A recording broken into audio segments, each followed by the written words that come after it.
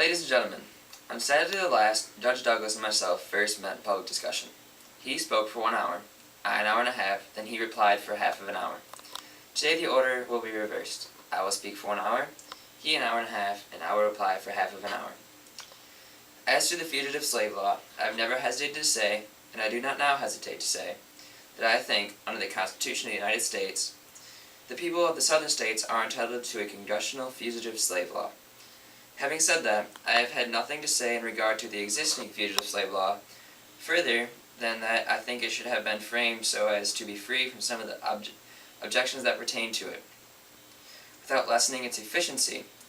And inasmuch as we are not now in an agitation in regard to an alteration or modification of that law, I would not be the man to introduce it as a new subject of agitation upon the general question of slavery.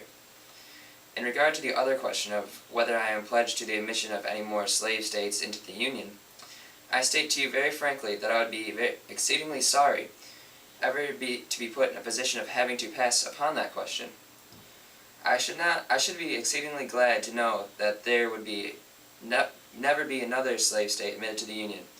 But I must add that if slavery shall be kept out of the territories during the territorial existence of any one given territory, and the people shall, having a fair chance and a clear field, when they come up to adopt the Constitution, do such an extraordinary thing as to adopt a slave constitution, uninfluenced by the actual presence of the institution among them, I see no alternative. If we own the country, but do not admit it to the Union. In regard to the abolition of slavery in the District of Columbia, I have my mind very distinctly made up. I should be exceedingly glad to see slavery abolished in the District of Columbia. I believe that Congress possesses the constitutional power to abolish it, yet as a member of Congress, I should not, with my present views, be in favor of endeavoring to abolish slavery in the District of Columbia, unless it would be on these three conditions. First, that the abolition should be gradual. Second, that it should be on a vote of the majority of qualified voters in the district. And third, the compensation should be made to unwilling voters. With these three conditions, I confess that I would be exceedingly glad to see Congress abolish slavery in the District of Columbia, and in the language of Henry Clay, sweep from our capital that foul blot upon our nation.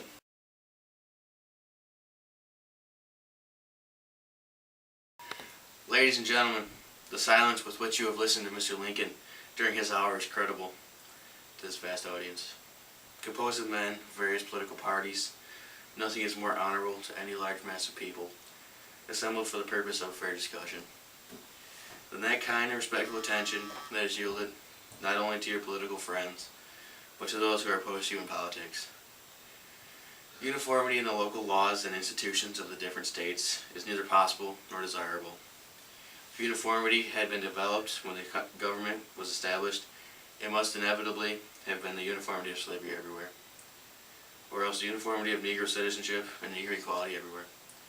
I ask you, are you in favor of conferring upon the Negro the rights and privileges of citizenship?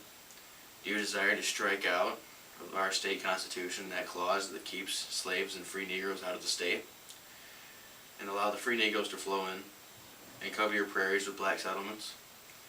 Do you desire to turn this beautiful state into a free Negro colony, in order that when Missouri abolishes slavery, she can send 100,000 emancipated slaves into Illinois and become citizens and voters on an equality with yourselves? If you desire Negro citizenship, if you desire them to allow them to come into the state and settle with the white man, if you desire them to vote on an equality with yourselves, to make them eligible to office, to serve on juries, and to adjudge your rights, and to support Mr. Lincoln and the Black Republican Party, who are in favor of the citizenship of the Negro. For one, I am opposed to Negro citizenship in any and every form. I believe this government was made on the white basis. I believe it was made by white men for the benefit of white men and their prosperity forever. And I am in favor of confining citizenship to the white men of European birth and descent, instead of conferring it upon Negroes, Indians, and other inferior races. Mr. Lincoln, following the example and lead of all the little abolition orators who go around and lecture in the basements of schools and churches, reach from the Declaration of Independence, that all men are created equal, and then asks, how can you deprive the Negro of such equality, which God in the Declaration of Independence awards to him? Now, I hold that Illinois had a right to abolish and prohibit slavery as she did. And I hold that Kentucky has the same right to continue and protect slavery that Illinois had to abolish it. I hold that New York had as much right to abolish slavery as Virginia has to continue it, and that each and every state of this union is a sovereign power with the right to do as it pleases upon this question of slavery, and upon all its domestic institutions, and why we cannot adhere to the great principle of self-government upon which our institutions were originally based. I believe that this new doctrine preached by Mr. Lincoln and his party will dissolve the Union if it succeeds. They are trying to array all the northern states in one body against the South to excite a sectional war between the free states and the slave states in order that one or the other may be driven to the wall.